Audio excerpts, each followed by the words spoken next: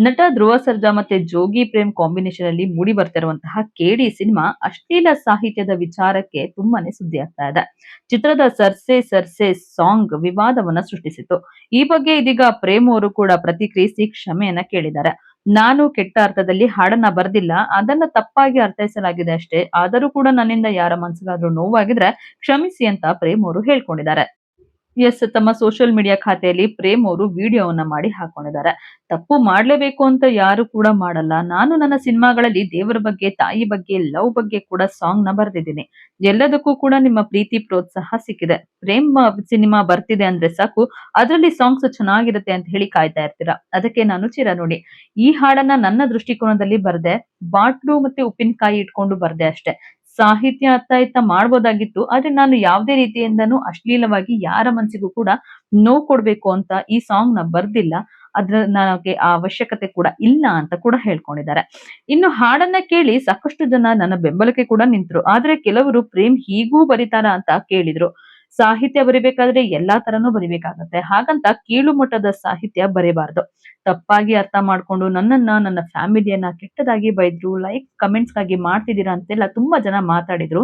ಎಲ್ಲದಕ್ಕೂ ಕೂಡ ಥ್ಯಾಂಕ್ಸ್, ಅವರಿಗೆಲ್ಲ ಒಳ್ಳೇದಾಗ್ಲಿ. ನಾನು ಯಾರ ಮನಸ್ಸಿಗೂ ಕೂಡ ನೋವಂಟು ಮಾಡ್ಬೇಕು ಅಂತ ಹೇಳಿ ಈ ಹಾಡನ್ನ ಬರ್ದಿಲ್ಲ. ಒಂದ್ ವೇಳೆ ನಿಮ್ಮ ಮನಸ್ಸಿಗೆ ನೋವಾಗಿದ್ರೆ ಕ್ಷಮಿಸಿ. ಕ್ಷಮೆ ಕೇಳೋದ್ರಲ್ಲಿ ತಪ್ಪಿಲ್ಲ. ಇನ್ನೊಬ್ಬರ ಮನಸ್ಸನ್ನ ನೋಯಿಸಿ ನಾನು ಜೀವನ ಮಾಡೋದು ಬೇಕಾಗಿಲ್ಲ ಅಂತ ಪ್ರೇಮ್ ಅವರು ತುಂಬಾನೇ ಭಾವುಕರಾಗಿ ಮಾತಾಡಿದ್ದಾರೆ. ಇನ್ನು ಇತ್ತೀಚೆಗಷ್ಟೇ ನೋರಾ ಫತೇಹಿ ಕೂಡ ಒಂದು ವಿಡಿಯೋವನ್ನ ಮಾಡಿ ಹಾಕೊಂಡಿದ್ರು. ಸೊ ನನ್ಗೆ ಸಾಹಿತ್ಯದ ಅರ್ಥ ಕೂಡ ಗೊತ್ತಿರ್ಲಿಲ್ಲ. ನಾನು 3 ವರ್ಷದ ಹಿಂದೆ ಶೂಟಿಂಗ್ ನ ಮಾಡಿದ್ದೆ. ನಾನು ಕೇಳ್ದಾಗ ಅವರು ಅರ್ಥವನ್ನ ಹೇಳಿದ್ರು. ಅದಾದ ನಂತರ ನಾನು ಕೂಡ ನನ್ನ ಕೆಲಸವನ್ನ ಮುಗಿಸಿ ಬಂದಿದ್ದೆ. ಆದ್ರೆ ಹಿಂದಿಯಲ್ಲಿ ಈ ಒಂದು ಸಾಂಗ್ ನ ಅರ್ಥ ಕೇಳಿದ ತಕ್ಷಣನೇ ನನಗೆ ತುಂಬಾನೇ ಮುಜುಗರ ಆಗ್ತಿದೆ. ಈ ಒಂದು ಹಾಡಿಗೆ ಇದೀಗ ದೇಶದಾದ್ಯಂತ ತುಂಬಾನೇ ಭಾರಿ ವಿವಾದ ಕೇಳಿ ಬರ್ತಾ ಇದೆ. ಅದನ್ನ ನೋಡಿ ನನಗೂ ಕೂಡ ಬೇಜಾರಾಗ್ತಿದೆ. ಸೊ ನಿರ್ದೇಶಕರು ನನ್ಗೇನು ಹೇಳಿರ್ಲಿಲ್ಲ. ಇದ್ರ ಬಗ್ಗೆ ಮೊದಲೇ ಎಚ್ಚರಿಕೆ ಕೊಟ್ಟಿದ್ದೆ. ಆದ್ರೂ ಕೂಡ ಅವ್ರು ಎಚ್ಚೆತ್ಕೊಂಡಿಲ್ಲ ಅಂತ ಕೂಡ ಮಾತಾಡಿದ್ರು. ಸೊ ನೋರಾ ಫತೇಹಿ ಅವರು ಮಾತಾಡಿರುವುದು ಕೂಡ ಇದೀಗ ಪ್ರೇಮ್ ಅವರು ಅದಕ್ಕೂ ಕೂಡ ಪ್ರತಿಕ್ರಿಯೆಯನ್ನ ಕೊಟ್ಟಿದ್ದಾರೆ. ನೋರಾ ಅವರು ಯಾಕೆ ಮಾತಾಡಿರೋದು ತುಂಬಾನೇ ತಪ್ಪು. ಯಾವುದೇ ನಟ ನಟಿ ಆಗಿರ್ಲಿ ಫಸ್ಟ್ ಸಾಂಗ್ ನ ಕೇಳ್ತಾರೆ, ಅರ್ಥ ತಿಳ್ಕೊಳ್ತಾರೆ. ಸಾಹಿತ್ಯ ಗೊತ್ತಿಲ್ಲದೆ ಅವರು ಎಕ್ಸ್‌ಪ್ರೆಷನ್ ಕೊಡೋದಕ್ಕೆ ಸಾಧ್ಯನೇ ಇಲ್ಲ.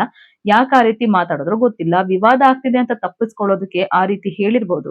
ಮೊನ್ನೆ ಸಾಂಗ್ ರಿಲೀಸ್ ಆದಾಗ್ಲೂ ಕೂಡ ಬಹಳ ಖುಷಿ ಆಯ್ತು ಅಂತ ಮಾತಾಡಿದ್ರು. ವಿವಾದ ಬೇಡ ಅಂತ ನೊಂದ್ಕೊಂಡು ಹೀಗೆ ಹೇಳಿರಬಹುದು ಅಂತ ಪ್ರೇಮ್ ಅವರು ಹೇಳ್ಕೊಂಡಿದ್ದಾರೆ.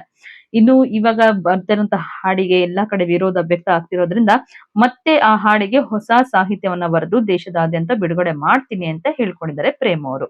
ಸೊ ಯಾರ ಮನಸ್ಸಿಗೂ ಕೂಡ ನೋವುಂಟು ಮಾಡುವ ಉದ್ದೇಶ ಇಲ್ಲ ಅಂತ ಹೇಳ್ಕೊಂಡಿದ್ದಾರೆ.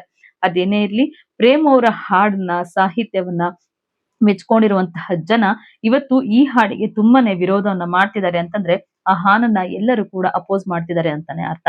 ಸೊ ಪ್ರೇಮ್ ಅವರು ಆದಷ್ಟು ಬೇಗ ಈ ಹಾಡಿಗೆ ಬೇರೆ ಸಾಹಿತ್ಯವನ್ನ ಬರೆದು ಎಲ್ಲಾ ಕಡೆ ರಿಲೀಸ್ ಮಾಡ್ಲಿ, ಎಲ್ಲರೂ ಕೂಡ ಈ ಹಾಡನ್ನ ಒಪ್ಕೊಳ್ಳಿ ಅಂತ ಕೂಡ ನಾವು ಕೂಡ ಆಶಿಸೋಣ.